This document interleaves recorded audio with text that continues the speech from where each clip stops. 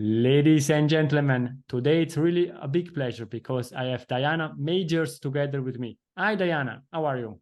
Hello, I'm great. Welcome to everyone joining as well. Thank you very much, Diane, for your time and for joining the CX Goalkeeper Podcast. I am super thrilled because we are going to discuss about leadership, and you have really a big experience in this field. But before we kick off the discussion, as usual, a short introduction from your side. Could you please introduce yourself? Of course. My name is Diane Magers, CCXP. I have been in this space for over almost 30 years now. I started as a clinical psychologist, and when I took a break from that, I found this profession, my CEO, who just said, we're going to do everything from the customer's perspective. So I was tasked with building that. I've also worked at Cisco Foods in their customer engagement practice, as well as AT&T's Business Solutions Office of the Customer, and former CEO for the Customer Experience Professionals Association. Nice to meet all of you. Thank you very much. Really impressed by your CV and what you shared. I am also CCXP. I am really super happy to be part of this outstanding community from the Customer Experience Professional Associations, and also from my side. Thank you very much for what you did for the CXPA. Thank you. My pleasure. As usual, I would like to understand a bit more about you, because CVs are often impressive how they are sold, but we want also to learn a bit more about you, and therefore, which values drive you in life? When I thought about this question before, when we ask it, so prepping it, I believe that people would probably say, if they were describing my values, down to earth and real is probably one of the biggest values that I hold dear. I believe that in our profession, particularly, that you have to really get into the trenches and get your hands dirty. And so for me, it's part of how we support each other in our community to do that. I say grace, humor, and fun. We have a lot of trying times before and coming up in the future. And I believe that we can only do that through laughter. And so anybody who knows me knows that there's a serious side to me, but there's also a silly side, which I believe keeps humor and part of that heart in what we do. And then I think anybody else would describe me too as generosity. So I feel that in this profession, particularly, the ability for people to share what they're doing, to support each other, to help build that community is really what I'm all about. Thank you very much. And I can remember your generosity because I was part of a panel discussion you were chairing, and you shared all the questions in advance, and you shared also a lot of details to prepare for this panel, and therefore really generous and prepared to the perfection. I was super thankful, and I was feeling very well because everything was prepared, and the panel discussion went really very well.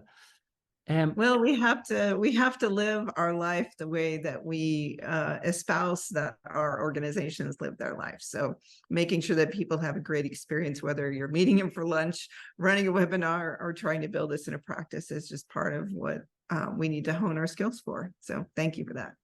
Thank you. And I think in English we say walk the talk, and that's exactly what we are going to discuss. Yeah. Now we know a bit more about today's top player, Diane Magers, and now we are going to deep dive. Let's the game start in leadership. How do you see the evolution of the role of a leader, of leadership, in the last few years? Let's clarify when we say leadership within a brand, because I think the definition of that will divide our answer just a little bit. So here's the way that I think about it. Leadership, when we think about the executives and the decision makers in an organization, is one audience. But I believe change leadership especially can come from anywhere in the organization. So let me talk about those two things separately. Leadership, I believe, has evolved quite rapidly because of the pressures of the economic and technology and all the things that we know are happening today. And their ability to guide an organization requires a different skill set from them. Emotional intelligence, the ability to connect with people and engage them and empower them, the ability to create new capabilities in the organization, like design and data, all those things that we know happen. So leaders have had, the executive leaders have really had to build their own abilities and competencies as it relates to these tactics and information, but also their own skill set. Experience management is one of those things they've had to learn, and they want to understand it and the skills that are necessary in order for them to bring that to their brand. The change in leadership, I feel, for the rest of the organization, change leadership that happens everywhere, is all about the empowerment and the drive and the more important global opportunities that we have. So, for example, my 22-year-old tells me that she prefers brands that represent her values and what she cares about: sustainability, responsiveness, all those pieces. So one of the things that we need to think about is enabling leaders within the organization to identify them, to grow them, to understand the value, to understand how they are creating and want to create disruption that we can leverage and help them sustain to grow an organization. So those are my takeaways really from what we see shifting from both types of leaders. Thank you, Diane. And you shared one example with your child, 22 years old. And I think one of the main challenges that also leaders are facing is the new generation coming and in the work environment and working and delivering projects, working in the different teams. What challenges do leaders face in driving successful organizational change? I think it's the habits of the organization. Really, if you think about it, there's a book called The Power of Habit. Some of you may have read it. It was very insightful for me because we all, even in our personal lives, when we try to change something, we have to change the daily things we do every day. And we have to see the bigger picture and have a goal of what we want to create to get there. And I believe that that's part of the challenges that leaders have, is that they really don't haven't defined the new habits or rituals they want the organization to have. They haven't spent time understanding those things that are a little fuzzier to them, like what does the new generation look for? How am I leveraging the current people I have in place in order to understand that better? How do I get more information about what's happening in the research and all the things that are out there, those future state trends?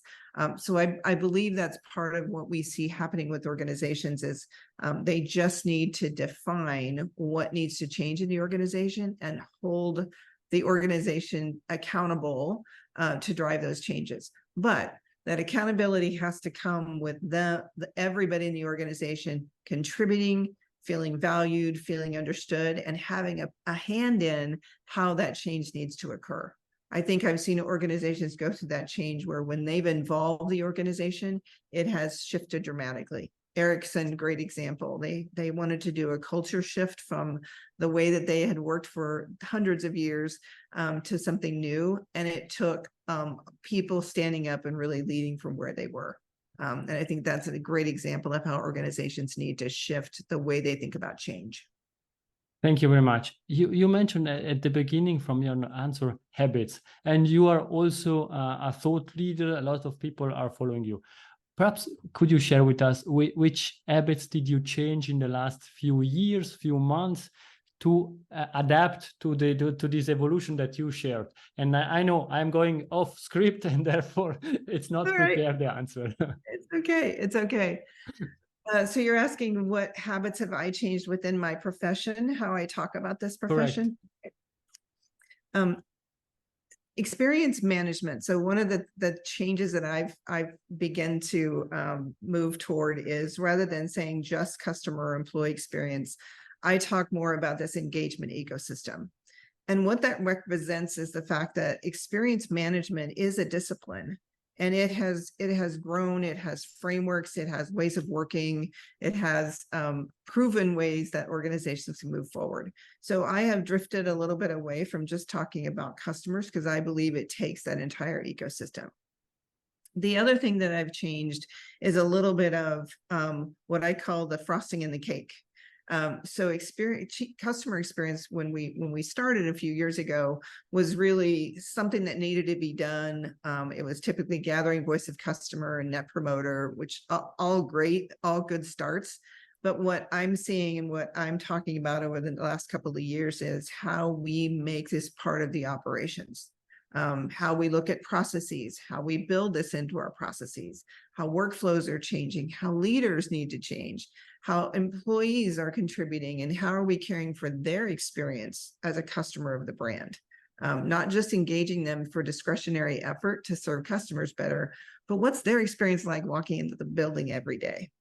And so I think it's this more holistic piece of not only looking with inside the brand, but also with other brands or with the ecosystem in which that brand exists, because it's going to collapse. Brands are going to join together.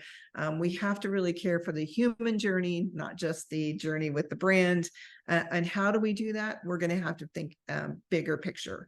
We're going to have to think about that ecosystem in which the organization lives, and how we can not only survive, but thrive and disrupt by joining forces or working with other organizations as well. So I have started to talk in that language, because I believe that's where organizations are going to find the ability to disrupt rather than get disrupted.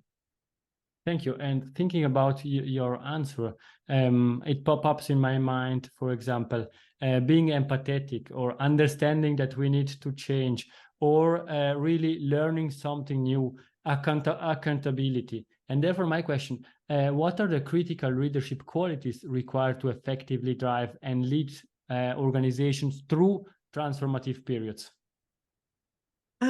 I think it's building resilience in the organization, and that's a pretty term. It's a pretty word, but what it really means is that despite all of the changes in organizations, despite all of the opportunities, and really when people think about what they're doing every day, it seems like a slog.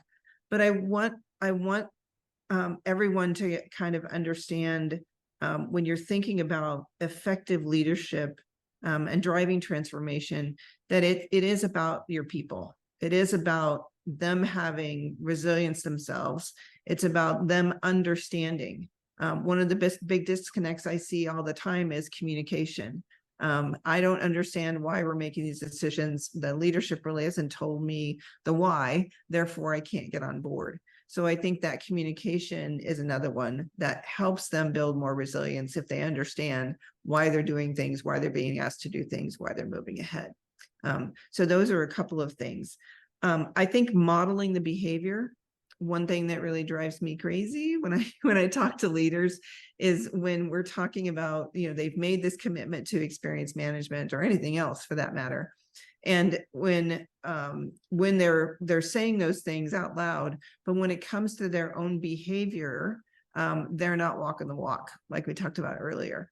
And that confuses people and drives them, kind of takes them off track. So a leader has to be steadfast in making sometimes decisions that are more long-term in service of giving up a short-term gain in order to make that long-term that they know is better for the future of the organization. So the behaviors, and I think it's also being a horizon scanner.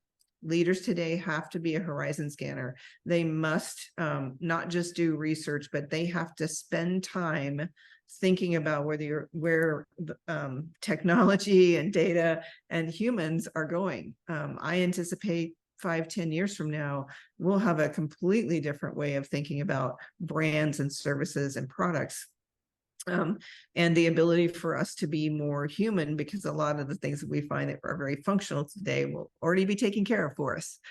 So what are we going to do with our time, and where are we going to spend that? It's going to be more around the social and the emotional, the arts. I think there's a whole new chapter of human development not human development physically, but emotionally, that will come as a result of a lot of this technology, and really open up a lot more opportunities for everyone, including the brands. I'm super keen to ask you at the end about the question about the future, because I want to understand a bit better what you're sharing. But now staying in this leadership topic, Sure. you shared about behavior, and you already shared also one great example about Ericsson. Do you have an older example that you can share, you would like to share with the audience, where you say this was really a great example of leadership? Yes, I believe there's a nonprofit who works in the medical field. They do certifications for medical professionals. And one of the things that they've done is they've been as a leadership team, they've been very intentional about empowerment, and not in the way that we think about empowering people to make small decisions, but empowering them to make big decisions. They have adopted Agile as a methodology, but also agility as a core component of what they need to do. They understand the need to move fast and how they're organizing the organization itself. So what I've affectionately call it is they're putting experience design approach on the organization itself, which I think is a brilliant way to really think through. If you don't understand where the organization is going, how they feel today, what they need, what they want, and what they need to be in the future, it's very difficult to design an organization and say, this is what people need to do in order for us to get there. So it's a brilliant way to really think about your own organization. Are you intentionally designing the way the organization works? So not only did they do those things, but they're also shifting the way that they hire and what people are responsible for. So an example of that would be for new people coming on board, 80% of their role, the time is going to be spent in their role, for example, in marketing or business intelligence. And 20% of their time is going to be spent on working on cross-functional teams. For things that are about the journey, that are bigger strategic initiatives, because what they recognized was that in order for them to be more cohesive and centered around the experience, they had to do it from a journey perspective.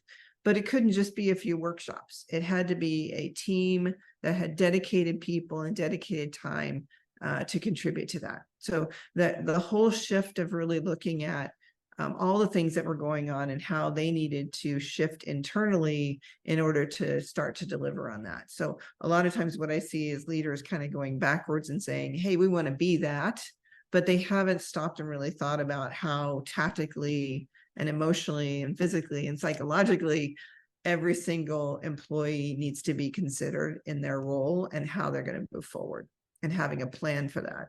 That's, to me, true change leadership. Not change management, but change leadership, where they're headed, why they're headed, and how they're considering and involving everybody in the organization to move forward. That's leadership for me. Thank you, and I fully agree, and it's extremely important. You are always speaking also about human being, not saying employees or customer, but already experience management, and this is one key focus we need to shift and to understand that we are all humans, and a human can be an employee, can be a customer, is a family member, is a partner, community participant, and therefore it's extremely important. And these humans have also cultural, organizational differences. From your point of view, how to overcome the most significant cultural and organizational barriers that leader must address to create a human-centric organization, a focus on the human beings? I find it's a little of the same question of ironic when people ask me, what I do for a living. So let me back up a little bit and just tell you that story. So when it was really difficult for me at the beginning of starting this profession, when people said, what do you do for a living, to try to explain it to people. So I stopped doing that. And I said, well, just tell me a story about an experience you've had with a brand, good or bad, recently. And so inevitably they tell me about what happened. They talk about how they felt about it. And a lot of times that's very animated. They're either really happy or they're really really ticked off. And then they talk about what they've done with the brand differently. Like I don't go back there anymore, or I wrote a bad review, or I was a loyal customer for a long time. I'm going to move my account somewhere else, for example.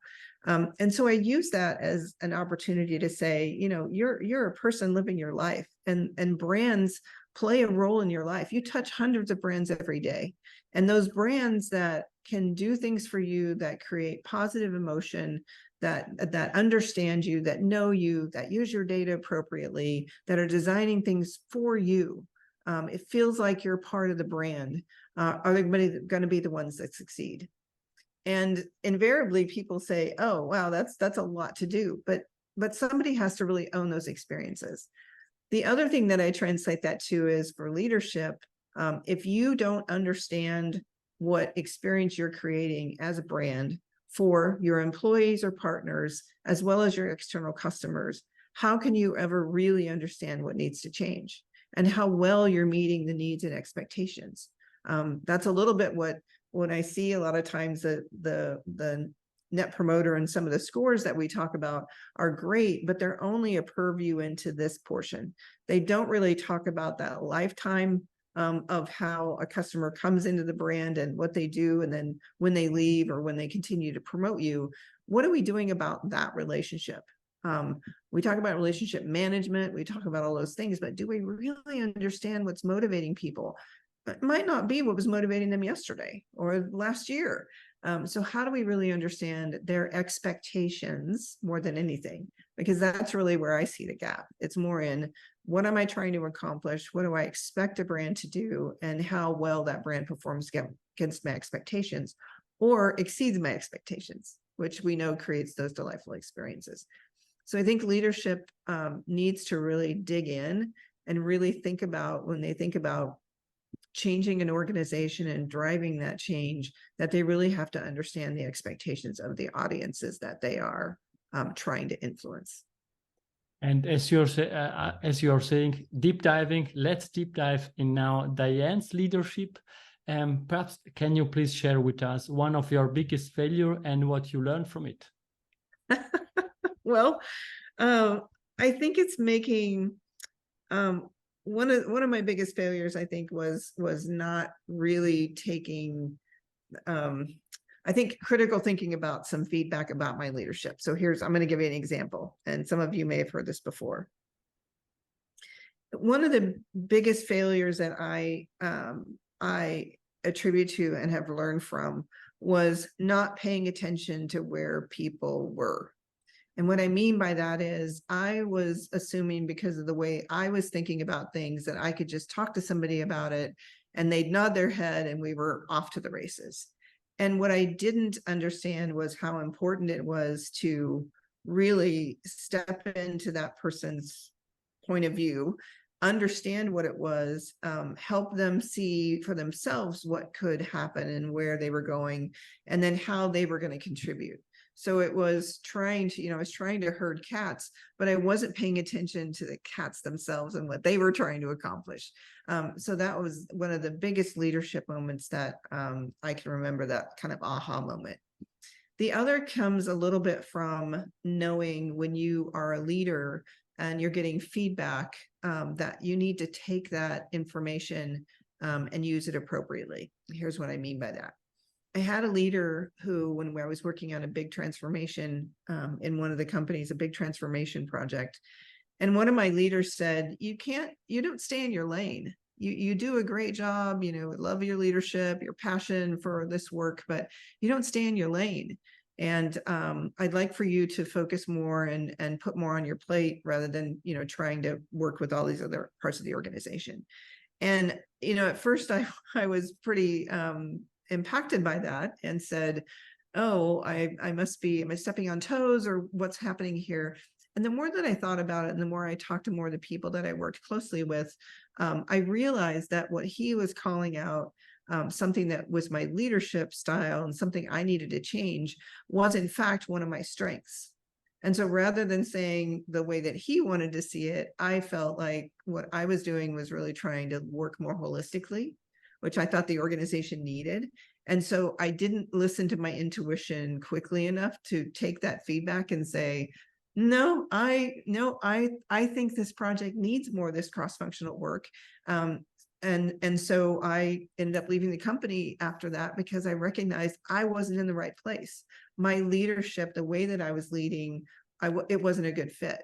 And so that was another critical lesson for me, but also a lesson for a lot of you if you're getting feedback to really closely pay attention to, is it the right role for you? Is it the right leader that you have, and what the organization needs? And are your talents being leveraged as much as they possibly can? So I'll leave that for people to kind of introspectively look at themselves and the feedback that they're getting, and putting that through that lens. Thank you, Diane. And really summarizing with your words, the two examples that you shared, one was around empathy, the other was about self-reflection, but also understanding the context. And you mentioned earlier one other important topic from my point of view in leadership, it's resilience. And you mentioned that earlier. Could you please share your definition of resilience? I believe it is understanding internally, having emotional intelligence that is looking both internally and externally.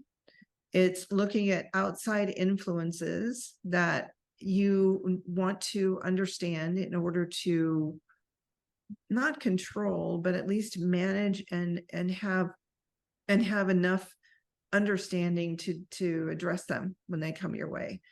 So for me, resilience is all about developing a deep understanding of the opportunities that are going to come our way, and how you will handle those opportunities, both internally and externally. You know, how that voice in your head, I know you all have them, that voice in your head that you look at something and you're kind of processing it. Resilience is about the ability to know yourself and know the environment and critical thinking in order to say, how can I leverage this in a positive light? And then how can I help other people leverage it in a positive light as well? Thank you, Diane. I shared the word resilience, and now it's up to you. What's your secret ingredient in leadership? You're going to laugh, but it's probably staying human. One of the things that I see a lot of times with leaders is they come into a meeting and they talk about what needs to happen, and there's no banter. There's no, how was your weekend? Or even if there is, it's not very genuine. I believe leadership, when you really sit down and talk with people about what's happening in their life and about what they want to create and what they're trying to accomplish, it really brings you closer to them. And so the ability to help them do that and lead is part of what I think is important. And the second part of that is bringing emotion into the workplace. We all have a lot of things that we want to do, not just personally, but even in the workplace. When somebody is frustrated or they're super excited about a project they want to work on, how do we leverage that? How do we leverage that emotional and physical and the whole person to come into the organization and contribute? Thank you. That's been my secret sauce. You're saying or sharing emotions. We spoke about behavior changes, and you also quickly shared machines that will take over all the repetitive work. And now we are in 10 years from now back on the CX Goalkeeper podcast. What we are discussing about? I think it's probably going to be the new industries and the new ways of working that will develop as a result of the technology and the advancements that we have in medicine and all the other things that we know are coming because technology can enable it. I think it will continue to drive more toward the human and the human life rather than it being just about a brand. It's really about how everyone supports that life that has changed. I think in 10 years, I tell my kids this all the time when I say, when I did my first master's thesis, this is going to date me, but when I did my first master's thesis, the analysis on it, I did it on key punch cards in a mainframe computer. So when I went back to get my second MBA, it was just an add-on in Excel. And there was all this wonderful technology and analytics to help me with recommendations. So don't laugh right now when you think 10 years from now, things won't change that much. Things are pretty good right now. It's going to be dramatic. And I think if you're not prepared for that and the way humans are going to be enabled with all the technology and medical advances and all the things that we anticipate, we're going to be woefully left behind and still be focused on the functional things humans need to do. Thank you very much, Diane. We are coming to the end of this game. I still have 2 questions for you in the extra time of this game, this wonderful discussion. What's the best way to contact you? Oh, you can find me on LinkedIn. Just make sure you put in Diane, it's Diane, but Magers is MAG as in George, ERS. So I'm easy to find on LinkedIn, and my phone number and all my other contact information is on there. And you will find all the information also in the show notes. And now we are coming to the last question. Is Diane's golden nugget, it's something that we discussed or something new to leave to the audience?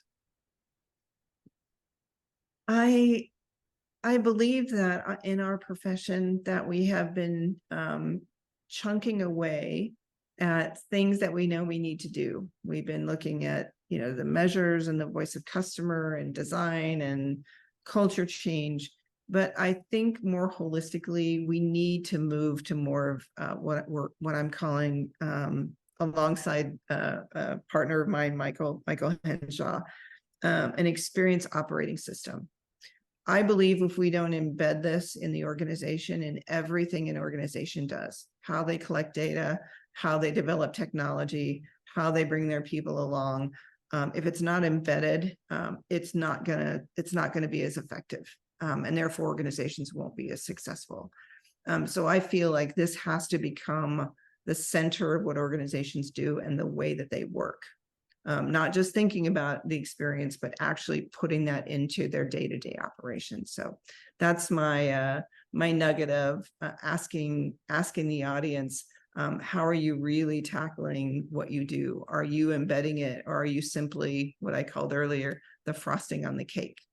Are you baking the experience management into the organization so it's sustainable, so that you become more of a center of excellence and you become the coach and leader, and it's in the operations itself with everybody's role. Thank you very much, Diane. We are coming to the end. Please, Diane, stay with me. It was really a great pleasure to have you on the CX Goalkeeper podcast. Thank you very much. Thank you. And to the audience, it's everything for today. I hope that you enjoyed this discussion. Please feel free to contact Diane or me for any feedbacks. We love feedback. Please let us know. Thank you very much. Bye-bye. If you enjoyed this episode, please share the word of mouth. Subscribe it, share it. Until the next episode, please don't forget, we are not in a B2B or B2C business. We are in a human-to-human environment. Thank you.